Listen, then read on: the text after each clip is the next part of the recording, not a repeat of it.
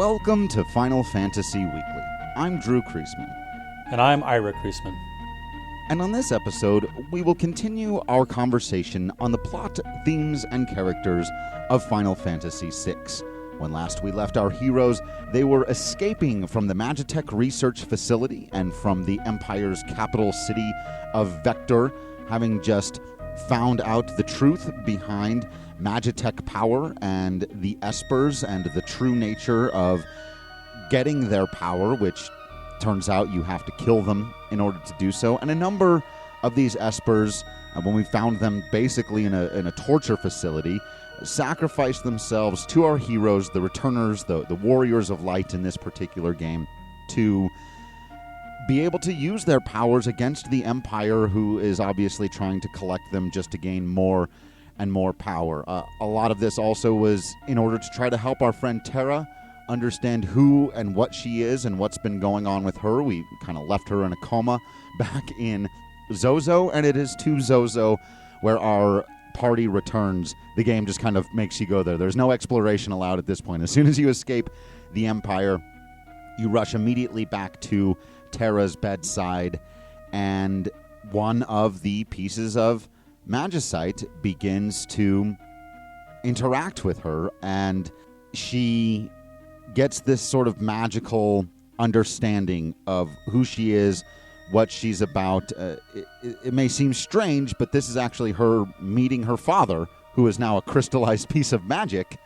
But we learned that one of the Espers that sacrificed himself to us, Meduin, was, or is, Terra's father.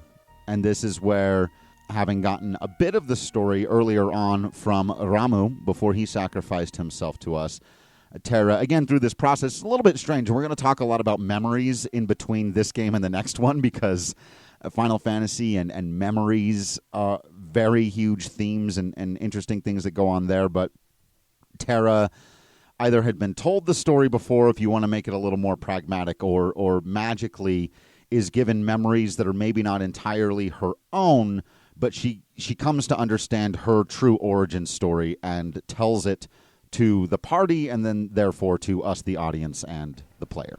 Yeah, it's a bit peculiar because she does say, I remember it all, but there's no way she can remember this first part, because the first part is, well, we get to control Meduin. We're in the Esper world. We get to control Meduin. Basically, all you do is wander around this little Esper village and talk to folks, most of whom seem concerned. There's ill ease in the air. We're not sure what's going on. So Meduin goes to the gate because he's the gatekeeper. That his job is to make sure the gate stays closed. There's a young man here, a young Esper, who will become important later, who also talks about, things are feeling kind of weird. They say something's coming through the gate. And so Meduin goes to the gate and he finds an unconscious woman here. A human woman. Yeah, excuse me, a human woman. And I got to say, it's kind of, I feel like this whole episode is awkwardly worded. I don't know if that's an issue of translation, or if it's meant to be kind of garbled, but like some of the things Meduin and this woman say to each other don't make sense, or at least they don't make sense right in this context. They might make sense later on. Like she says, what is that thing you're wearing? And and Meduin says it's a pendant. It helps protect the gate. It's yours now. Like what? Why are you giving her that pendant if it seals the Esper world off from the human world? So he finds this woman. She's unconscious. They return together. Like, you have the option to leave her there, I guess, but I don't think the game will actually let you leave her there.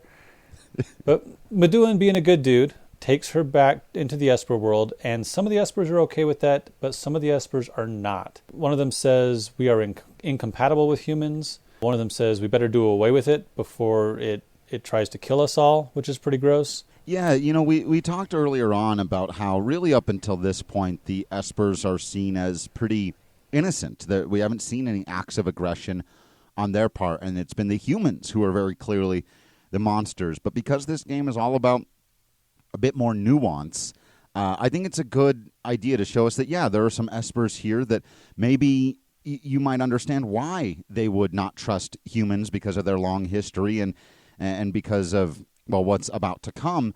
But it's a prejudice just as well, that just because, humans were one way in the past, there are, as you mentioned, about half of the Esper population without ever having met this girl, is angry at Meduan for bringing her into their culture or into their society. And it's not a great look. No. And it makes me wonder, how long do Espers live? Like, did any of these Espers live through the War of the Magi? Even though it was 1,000 years ago, maybe that's the nature of some of these people. And so they would remember this war, they remember how they were treated, and be understandably resentful. It also might do to take a moment here to explain, like, we've just been talking about Espers like everybody knows what they are. And probably if you're listening to a Final Fantasy podcast, you do, but we're usually pretty good about explaining, taking a moment to explain some things. And it's worth noting that Espers don't all look alike, right? Like, there are some humanoid Espers like Meduan, but there are some that are dragons, some that are wolf people, some that are other kinds of non-human monsters. And so I think it's really interesting that a race of people that is so vastly different from each other person to person can still be exclusionary or even racist against another group of people. Right. And that's one of the things. It's kind of like trying to define what a mutant is in Marvel. Sure. Right? They can come, and there are some who you wouldn't even know, and then there are some who it's very obvious that they're not human. And just like in that world, there are some mutants who take the fact that they have been otherized and, like Meduan, use that as an opportunity to try to make peace and try to understand why you shouldn't forward that kind of thinking and treat other people or beings, if we're getting real general on our terms here, that way. And then there are some mutants like Magneto and the Brotherhood who turn and say, no one treated us right, so why do we have to treat them right? We're for ours, you have to be for yours, and it becomes very tribal. So because there are some of the Espers who really don't want Madonna there, she's ready to leave. She's like, I stumbled in here, it was a mistake, I'll leave. Meduan has this line where he says something like, I tried living in the human world, it's filled with desire, greed, and loathing. Which Madonna is like, I guess, but that makes me feel kind of weird and creepy. He's like, oh, but not you, because you're kind of cute, I guess. Right. But he offers to guide her back through the gate. And this is, like, this whole scene is kind of truncated. We've talked before about how we might redo things if we got to do the HBO version of this story. And I think this would be a longer scene where we have a longer conversation about what it means to be a person, and can Espers and humans both be people, and can we get along and all that. Absolutely. This whole section is a little bit truncated, and I think we're just supposed to understand. These things are kind of told to us very quickly. These people don't trust her. Meduan does. Like you said, even Meduan, even the way they kind of quickly fall in love here, it just sort of happens, and we're expected to accept it. And because it's a quick flashback memory, and it jumps around a bit because it's a person's memory, or a half-person, half-Esper's memory, as we're about to find out. And so it's okay that it's imperfect and that it happens quickly, but I agree. I'd love to see all of this really drug out and to spend a little bit more time here in the Esper world. We get an interesting scene where Meduan and Madonna make it all the way to the gate, and Meduan says, if you don't want to return, you can stay here. So basically, as the gatekeeper speaking for all Esper kind, you can stay, because basically he wants her to stay. He's fallen for her. Like you said, it happens a bit quick, but maybe we're meant to understand that this happens over several days. And then we get this interesting scene where they sort of float around, and like they float up into the darkness, and they sort of dance maybe. It reminds me a little bit of the dance scene between Draco and Maria in the opera, the way they just sort of, they're pixel sprites, right? So it's not real intricate. But then they sort of float up, and there's sparks that fly down from them, and then the sparks come together, and Terra is born. So I guess this is the version of a Super Nintendo sex scene? I think so. With the parameters they were under, the limitations they had with Nintendo, they could only do so much. Plus, with Super Nintendo graphics, I don't know how you would do any kind of love scene that I think this is about the best you can do. Right. Well, and it is again, beautiful in its way. It is, in its simplicity, it's quite nice, I think. I agree, because they abandon all sense of realism and just let it be this symbolic moment. Again, even back to their points of dialogue, like it's very quick. They're like, humans and espers can't live together, and Meduan's like, well, how do we know until we try? Like, good line, Right. dude. Wait, Yeah, like, very good. but if you step back from that part of it and don't get cynically pragmatic about it, what this is showing that, yes, two people who have this affinity for each other, who do fall in love and produce a child and decide that caring about each other and about this child is more important than caring about their tribalism, it is incredibly powerful. So while it happens a bit quickly and they're like, well, let's just prove it, and within a few seconds there's a baby. Again, Right, it happens right. very quickly. But the symbolism of it and the themes of it are far stronger and more important than any pragmatic issues to take. Right, and so the symbolism, I think we can linger on here for a moment, because this makes Terra a parallel to any character throughout myth, legend, folklore, and fiction who is the product of a superpowered alien and a human, right? So this gives us, paralleling just in Final Fantasy, Cecil, right? Right? Sephiroth. Sure, Sephiroth. Who else could we do? We could do Hercules, right? That's a pretty classic example. Jesus. Well, Superman is born of two alien parents, but in a way I think he fits the trope because he's raised by human parents. Right. And he really didn't, even as a small child, know his biological parents. So he's an alien who's been raised human. I'm going to count Soups. I think that counts.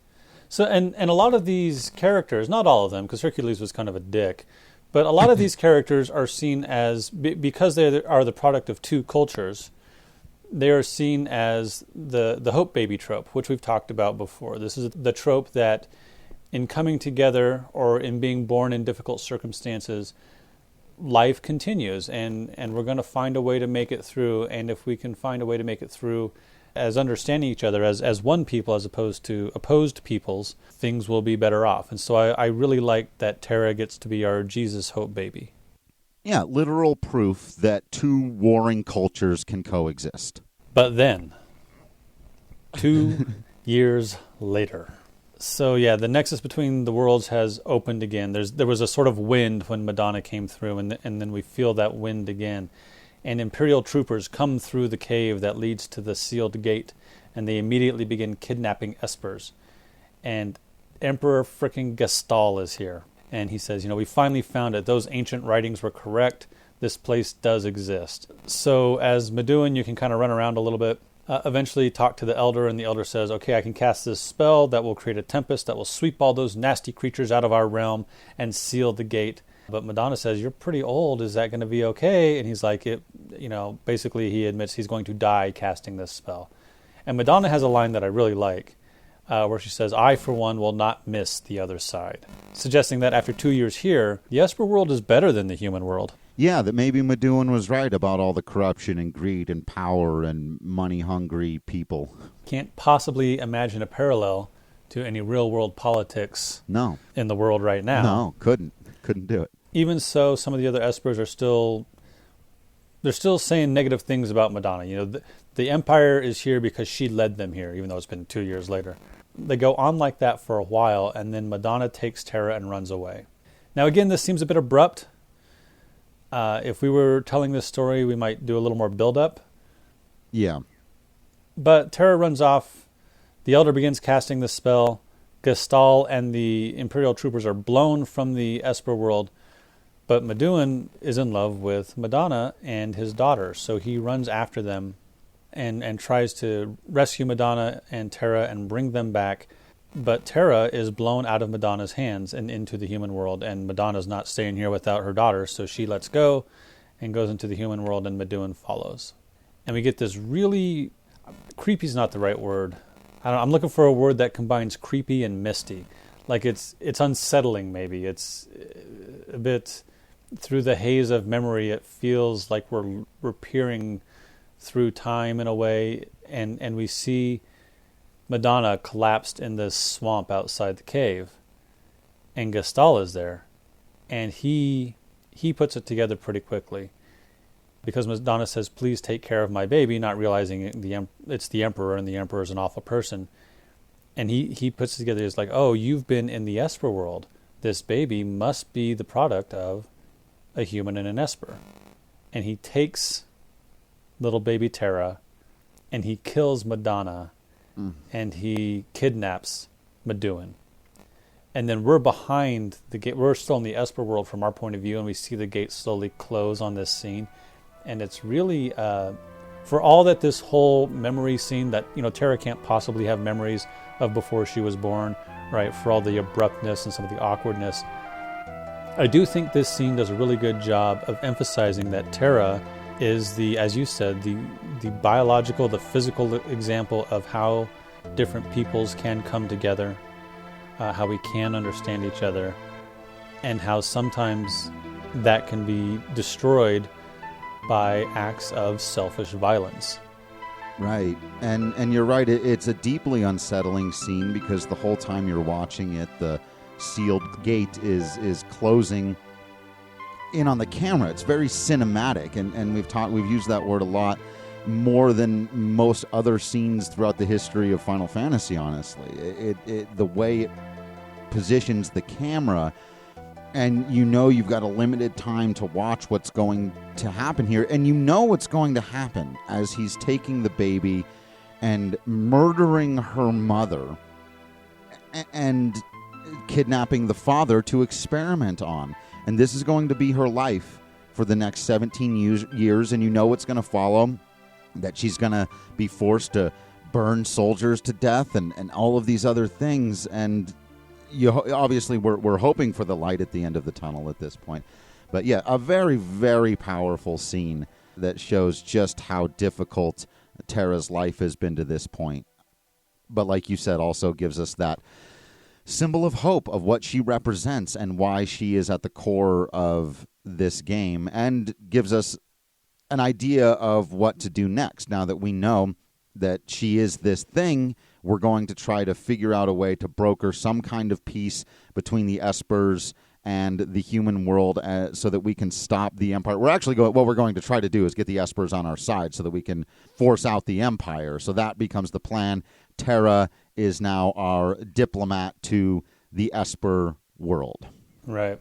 One of the things I really like about this, one more thing I want to say before we move on with the storyline bit, is I love how in understanding herself, Terra is able to achieve a kind of balance. She's here in Zozo unconscious because when her power awoke, as it were, she lost control and went screaming into the sky.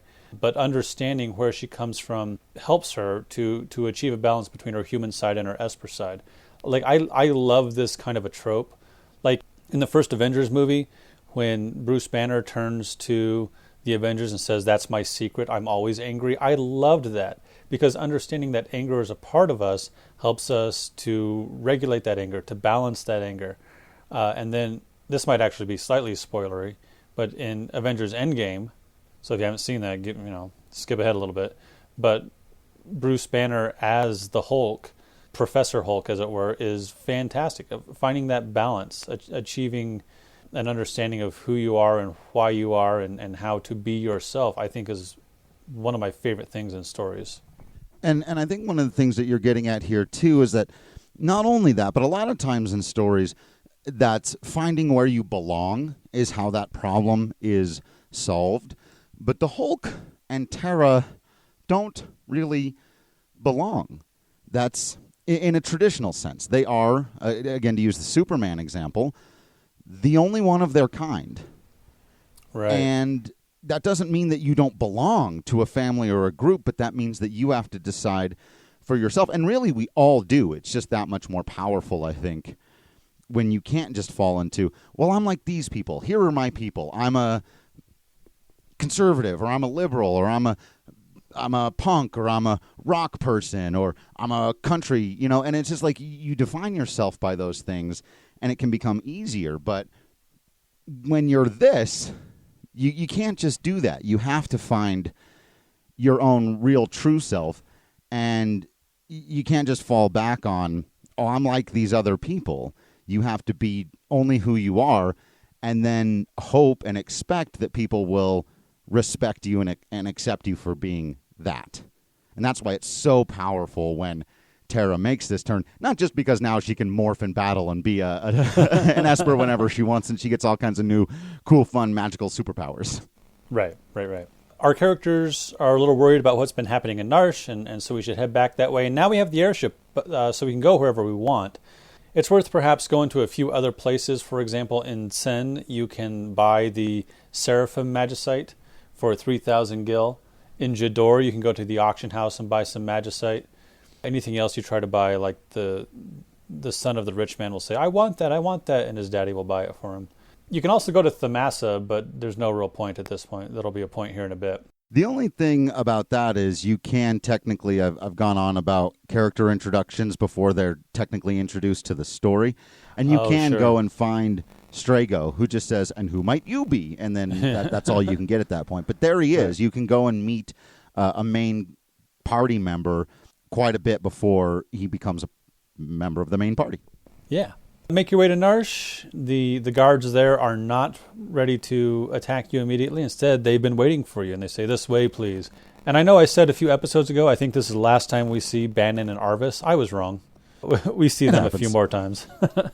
So Bannon explains that the people of Narsh have finally decided to fight the Empire, which is great. They're no longer neutral. We're going to fight fascism. Excellent. We explained what happened in Vector and the nature of Espers and Magicite and learning magic. And Arvis says that the plan now is going to be to combine Narsh's money, which suggests that as a mining town, there's a lot of money to be made in fuel sources.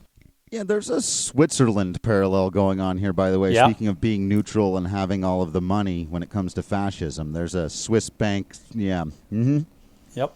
And so we're going to combine the money with Figaro's machinery and technology, but we don't have enough manpower.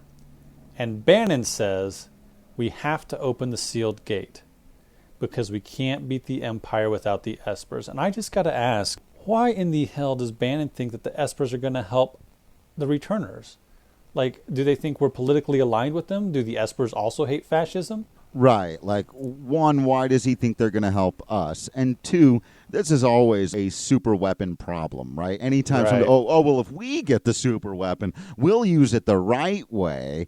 And that's part of the problem with, for example, nuclear weapons. When people say, well, those countries shouldn't be allowed to have them, but we should have as many as possible because, right. there's an issue there. I could see this being a longer conversation where he says, look, I think the Espers should be on our side because we're fighting for the freedom of everybody, including their friends who were tortured for the past, 20 years or so. Yeah, I think you can make a strong argument. And I do think that the writing and the way the story is done, when Terra gets on board, that kind of makes it make the most sense. And she seems pretty apt to want to do this. Probably one, to learn more about the Espers. But I do think that she understands at this point that the threat won't stop with them. The fascism won't stop with the subjugation of the human world. That's never been what this is about. They're coming for the power, and that's where the power resides. So she may even want to warn them.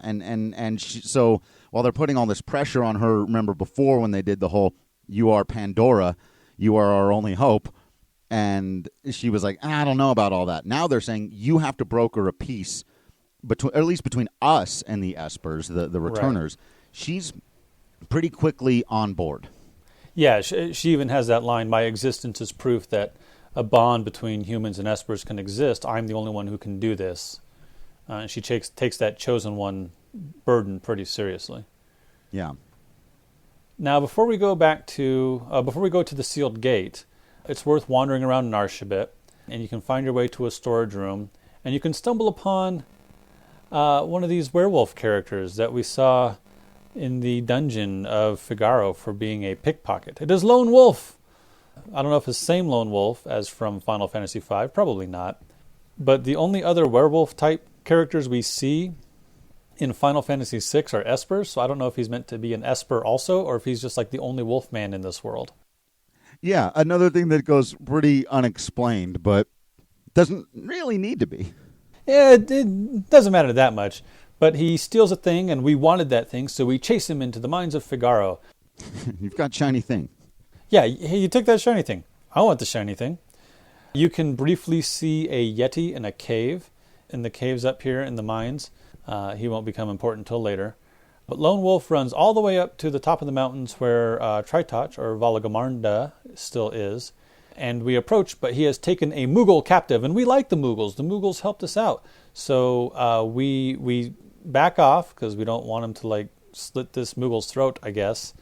I'm not quite sure what the plan is here. But the Moogle, known as Mog, is not one to just, stand there and be a hostage. And he begins to struggle. And he struggles so hard that he throws himself off one side of the cliff, and he throws Lone Wolf off the other. And we now have a choice to make. Do we go and help Lone Wolf and take the gold hairpin, or do we save Mog? What do you think, Drew? Definitely save Mog. The shiny thing is nice, and that's fun, but yeah, this was a new kind of thing introduced in 6. It would happen again in 7. Then they'd stop doing a little bit, I think for good reason. I don't know, you can go back and forth on whether or not optional characters or being able to miss out, because you might not know that the right answer is to not go after the item, because you won't get Mog in your party until much, much later in the game if you do that. But yeah, a fun little thing where if you don't make the right choice, it does change the nature of your party for a little while. But if you do go and talk to Mog, all of a sudden, he talks back. Yeah, he says, "Thank Kupo."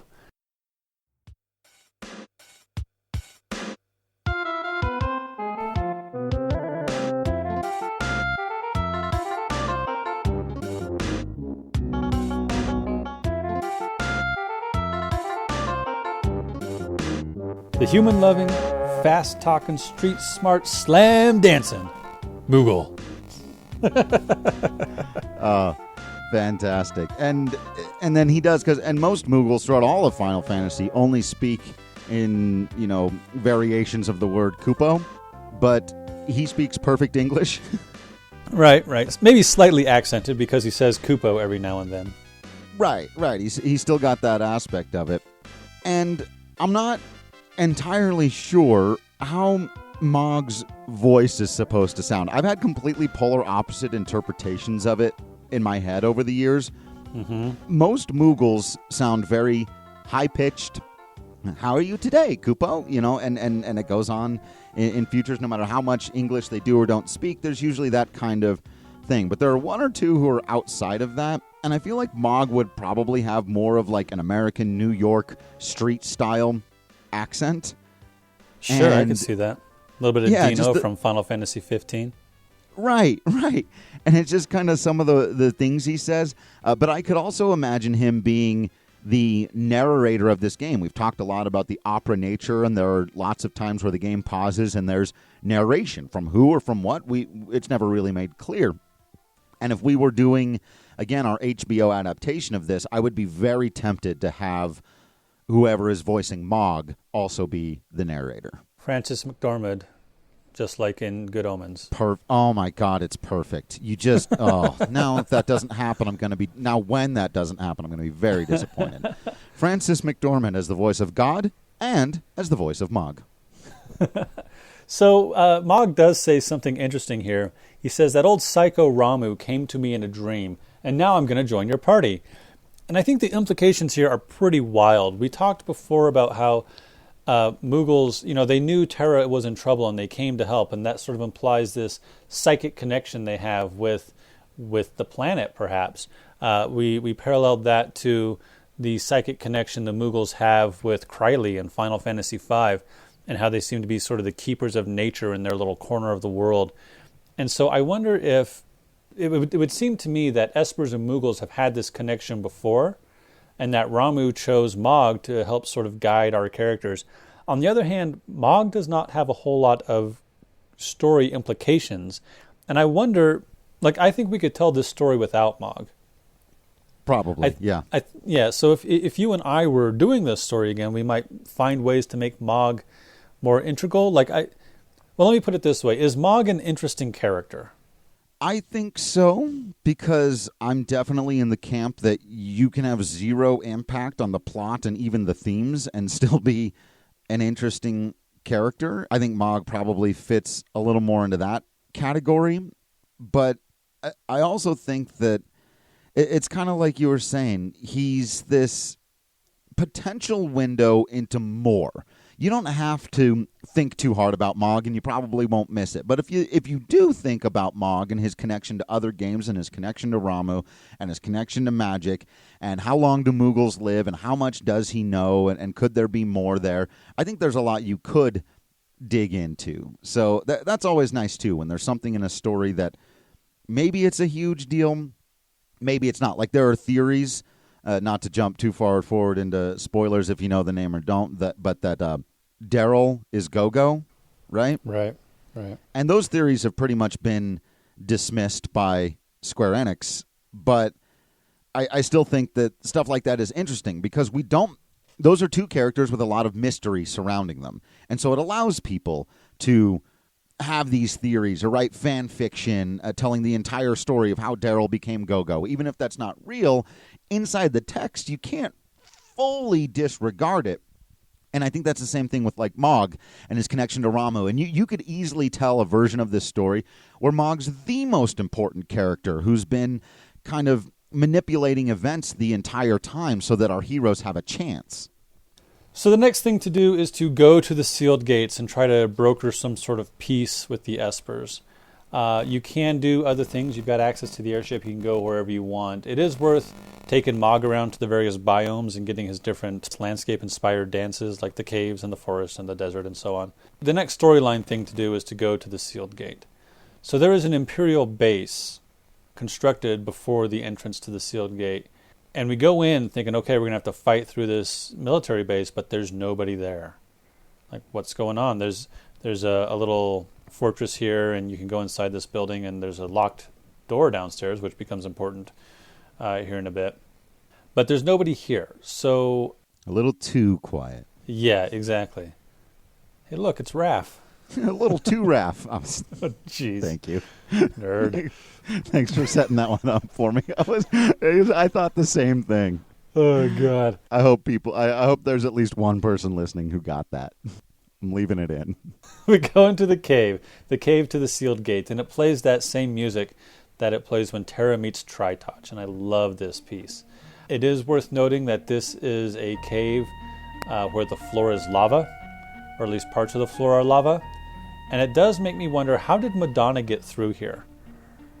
Like, if this is the way to the sealed gate, how did she just stumble through this cave where there's exposed lava all over the place and get to the gate? Or maybe it wasn't like this 20 years ago. I don't know. That's been my guess, is that it wasn't like that back then, that somehow this is also a natural defense that the Empire has tried to create. Because if there's anything they don't want anyone else to know, it's the location of the sealed gate. Sure. Or maybe it's the other way. Maybe that spell the Elder cast not only created a storm, but created a cave filled with lava. I like that. In our retelling, that's how it goes. You know, it's just a big dungeon. It's difficult, but it's not terribly confusing or anything. This is where you can get the Genji glove if you didn't get it by refusing Banon's request. There is one thing I want to mention, or two other things I want to mention. There is a ninja who you can fight here, who, when you defeat him, says, "Oh man, I thought I had the monopoly on all the stuff buried in the plaza beneath the grand stairway." What does that mean? Yeah. I think that'll come up again later. And then you can also find the Atma weapon, which is the lightsaber that is as powerful as you have hit points, I think. Right. So Atma weapon, Ultima weapon, we're going to talk more about that when we talk about the monster, right? Yeah. So you get through the cave and we get to the sealed gate. The sealed gate is literally a big metal door set into this sort of lonely mountain peak that's thrust up through this ethereal storm. There's these clouds and lightning, and we're not outside, we're underground, so how is there a storm? And there seems to be a sky, and this is very Ghostbusters. Like, where do these stairs go? They go up. They go up, it's just floating in ambiguous space. Yeah, which suggests some sort of ether between realms, perhaps. So Terra approaches the gate. She's going to try to communicate with her mental connection to other Espers and tell the Espers on the other side that, one, we are here in peace, and two, we need your help. We'll get into the politics and the potential war later. But I think you're right. I think that Terra's goal doesn't have anything to do with Bannon's resistance, really. It has more to do with achieving peace, not necessarily in invading Vector. Right. And then we hear Kefka's laugh. This is one of the more unsettling ones, too, because it comes from off screen, and you may not be expecting it, but right at the moment when you're trying to do the peaceful thing, he shows up and drops a pretty big bombshell on you that this had been the plan from the beginning, that they'd been trying to reopen the sealed gate since that day all those years ago when Terra first came through, and have been unable to do so.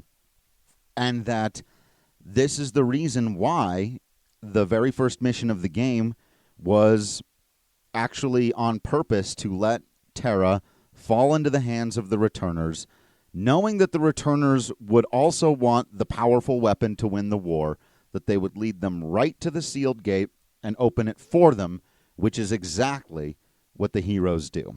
I do wonder how much we can trust Kefka on that, though. I mean, sure, it's pretty convoluted. It is, and there's a lot of things that had to go well or go right in order for that to happen. So, and we know he's always trying to manipulate our heroes, and that he's overly lied about how much of a spy Celis ever really was, and all of that. But still, it seems likely that they thought at some point this did become the plan. Right. Terra will lead us right to them.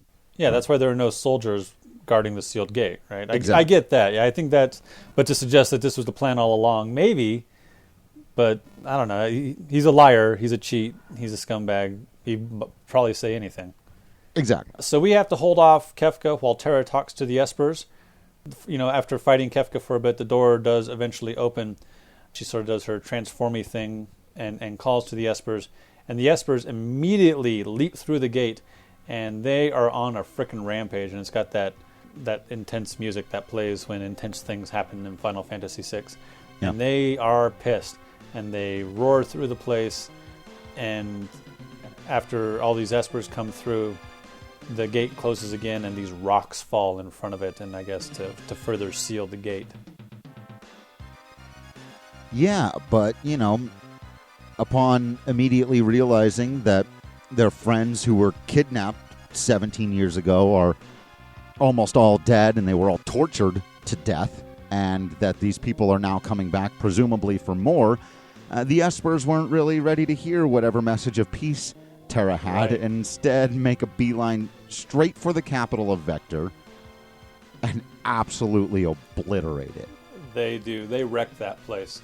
Our guys fly after them in the Blackjack, and the Espers then attack our airship, and we crash land on the continent and have to walk to Vector. And I have sympathy for the Espers in this. Yeah, I do too. And it's one of those hard parts of wars and whatnot, because I totally understand why they would react that way. But it is, to use the word again, remarkably unsettling. And we were just in Vector going, F these people, man. The Empire is horrible. Look at these terrible things they're doing underneath the Capitol building and their Magitech research facility.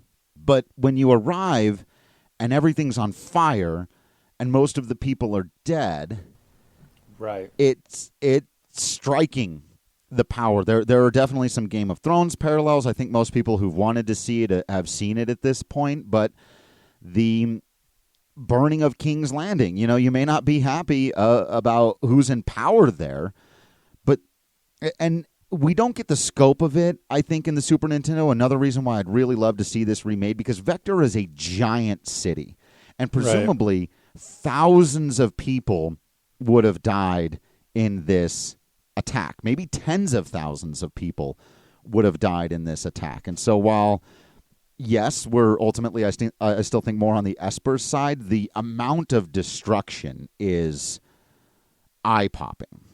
Right.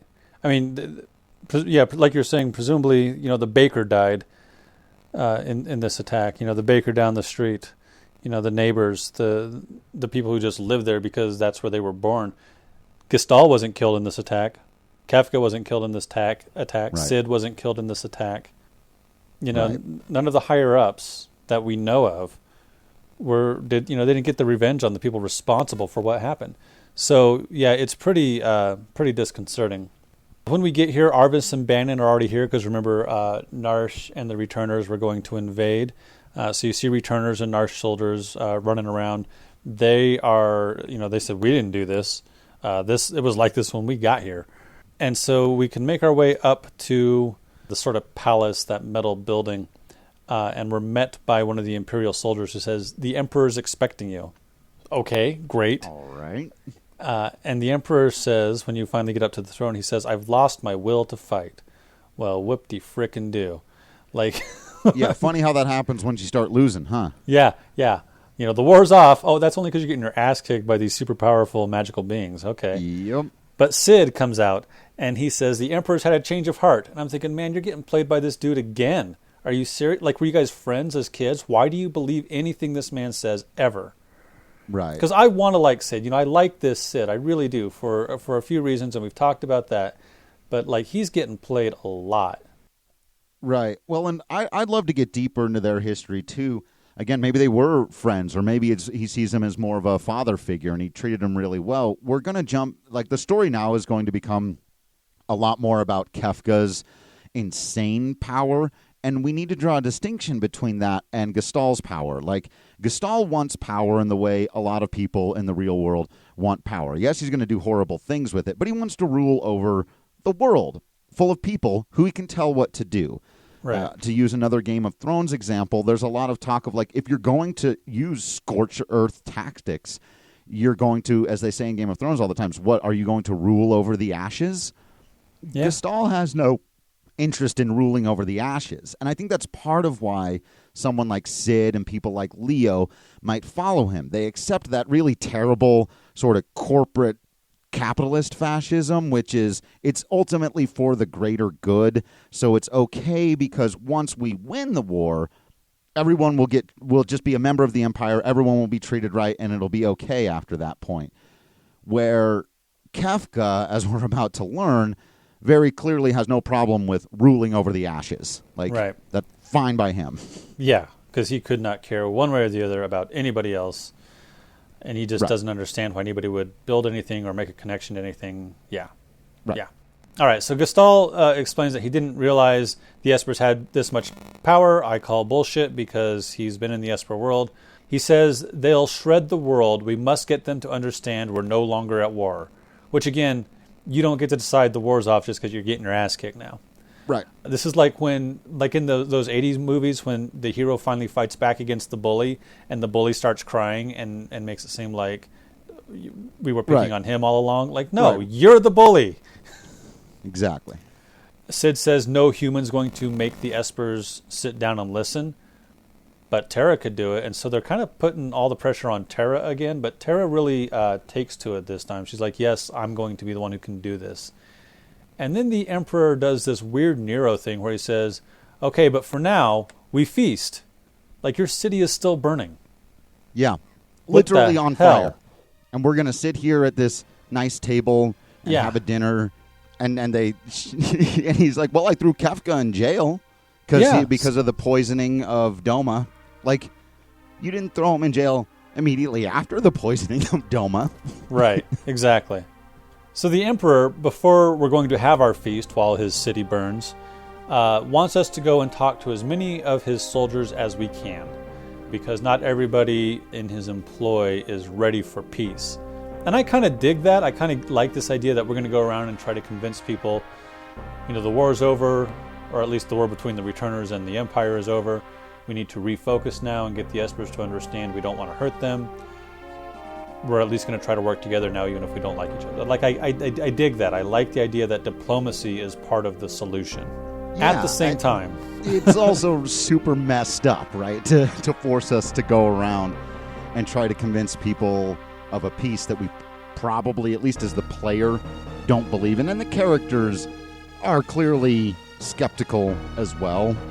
Right. But they want peace. That's part of the problem, right? They want the killing to stop, and so they're willing to try something, and if this is the way to do it.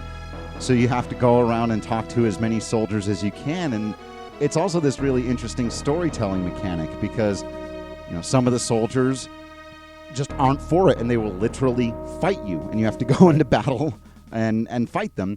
Some others will say, yeah, okay. Some others, and this is, I think, the most interesting part of it, seem to express true guilt about their own role in being a soldier for the Empire. Disgust at what Kefka did in Doma. And one guy, there was one line in particular that stuck out to me. There's a soldier who says, I've slain so many people, I can never live a normal life now. Right. And that's a real PTSD thing that this Super Nintendo game, and it doesn't dive into it, that's pretty much all that's said. But to understand that from the point of view not of somebody on the, quote, good guy's side, but someone working for the Empire who this peace may have come, but if he was there when Celeste led the attack on Miranda and killed a bunch of people there, or maybe he was there in Doma, and he has to live with the consequences of all of those people who were poisoned to death, right along with his general who ordered the attack. It's horrible what this stuff does, and it's not just the people who make the decisions at the top. The ones who have to carry out the orders have to live with it for the rest of their lives. So after we have this little mini game of running around and talking to soldiers, you have 4 minutes, and the more soldiers you can talk to, the more points you get, which is going to be relevant to the prize you get at the end, which is more of a gameplay thing than a storyline thing, but I think it's worth mentioning. After that, there is a banquet. And basically it's a diplomatic discussion between the Emperor and the Returners. And it's worth noting that Cid takes a seat on the Returners' side, which is great. Good for him. But there's no Bannon or Arvis sitting on our side of the table. I kind of would like to see those guys take a role in this. Yeah. Just but I from think a that's also a storyline good point of hint view. that, yeah. And I think that's as much to do with how much space there is on the screen as anything else. Probably, yeah. Why don't we sort of run through all the things that are said and all the options that you can... we don't have to go in depth on every single one. But there are a variety of prompts, and then you, as the player, get to choose what your response is. So, for example, we start with a toast. To what shall we toast? You could toast to the Empire, to the Returners, or to our hometowns, and each one has a different score. So if you say, if we toast to the Returners, if you make the Emperor swallow his pride and toast to the Returners, you get 1 point. If you toast to the Empire, you get 2 points. If you toast to our hometowns, then you get 5 points, right? So there's this sort of, if you walk the diplomatic tightrope, you get more points. And the more points you get, the better prize you get at the end. So there is a gameplay reason to do it. The Emperor asks, what should we do with Kefka? You have the option to pardon him, execute him, or leave him in jail. Leave him in jail is the high point answer, which I think is appropriate. I am, if I can get into my personal opinions, I'm in general against killing people. I'm against the death penalty. But for that matter, I'm also against incarcerating people. So, but for a guy like Kefka, keeping him away from where he can do harm, I think is probably the best choice. Yeah. The Emperor apologizes for the poisoning of Doma. The correct response here is that was inexcusable. You can either demand he apologize again or say what's done is done. What's done is done is a real weak answer. Asks about General Celeste. The best answer here is Celeste is one of us with an exclamation point, which I really like. Yeah. She, after everything we'd been through with her, she is one of us. She's a returner. You can ask questions. You can ask, why did you start the war? Anytime you repeat a question, you get minus points. But you can ask each question once. He wants to talk about the Espers, but you can interrupt him. So, why did you start the war? He admits his desire for power. Why do you want peace now? We need each other's help. This is really it's like a non-answer answer. It's like, that's the I'm getting my ass kicked, so now I want help answer. Mm-hmm. And then you can ask, why did we talk to your men? We basically already talked about this, but it was to try to convince, get those who don't understand to see you, to talk to a person face to face, to see the face of the enemy, and maybe they might understand, which I can appreciate. But at the same time, this is your job. You started this fire. It's your job to put it out, Emperor Gestal. So finally we get to, what are we going to do about the Espers are going crazy. What are we going to do? There are two options here. One of them is, but you unleash their power.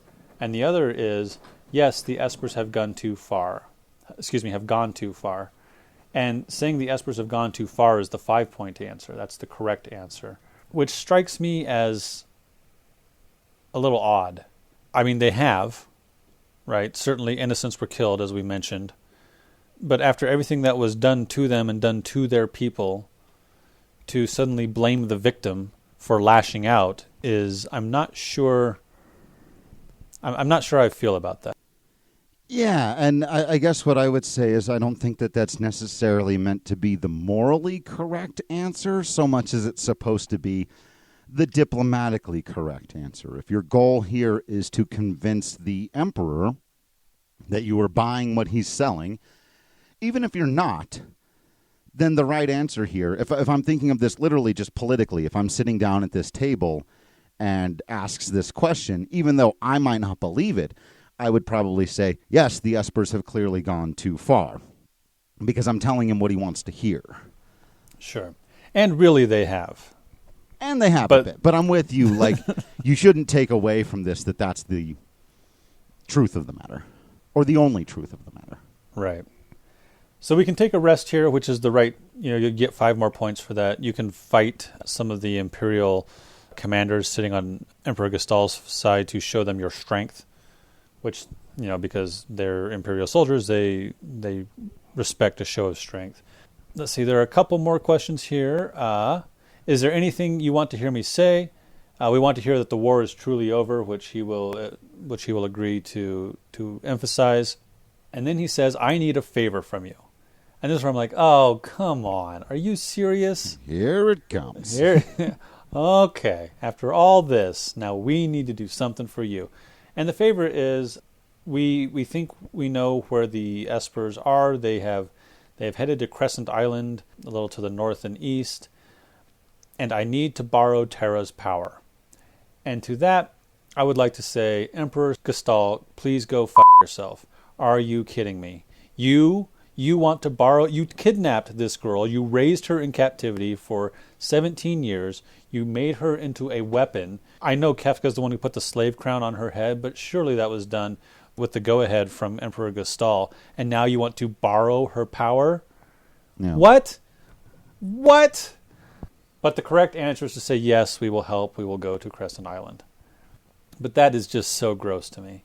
It's brutal, but I think that's how you're supposed to feel about it. I think you're supposed to feel gross. You've got no other option but to, after this man has done all these terrible things, you just have to try to go along with it. But one of the things that makes it a bit easier is that General Leo is going to be heading this mission. So General Leo comes into the room. He thanks you for being committed to this peace. He recognizes Cyan if you have Cyan in your party. And he apologizes profusely. I did my best to not have that happen. And Cyan says it wasn't your fault. You're a man of honor, which I really appreciate. Yeah.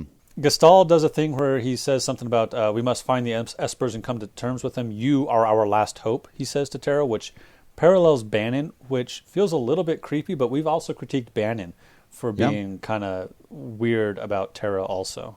Yeah. I mean, everyone's trying to use her for their own ends. Right. And so seeing her go along with it because she thinks it's the right thing to do, I really appreciate it because it shows her coming into herself after not having her memories or emotions to herself, having them stolen away by the slave crown, by her, her conditioning and the way she was raised, seeing her do it with her own agency because it's the thing she thinks is right, I really appreciate. Right. She didn't go to the sealed gate for Bannon, and she's not going to the Crescent Island for Gestal. She's doing this because she believes it's the right thing to do.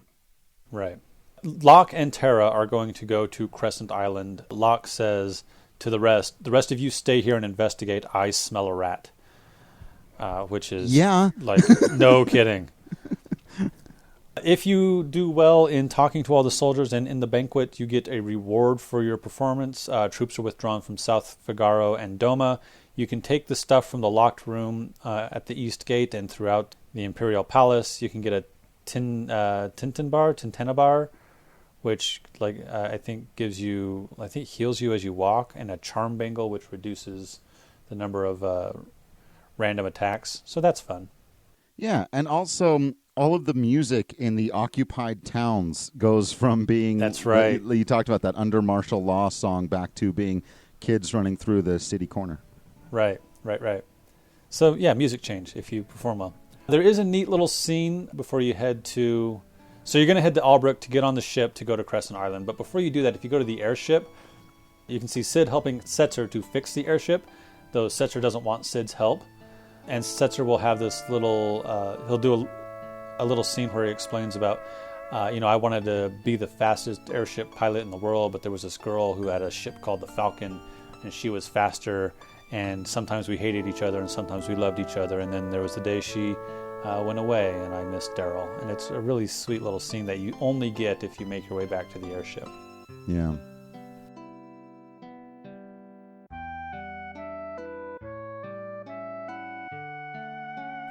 That's it for this episode. Thanks to everyone for listening, and thank you to everyone who's reached out to us. Feel free to let us know what we've missed, got wrong, or should have mentioned. Make sure to follow us on Facebook and Twitter at FFWeeklyPod, or you can email us at finalfantasyweekly@gmail.com. We are also now on Patreon. While the podcast is still free to listen to via archive.org or on Patreon if you want, you can download it to a regular podcast service and do so for as little as $1 a month. Join us next time when we meet an eclectic granddaughter-grandfather duo, learn about the history of magic, and board the floating continent.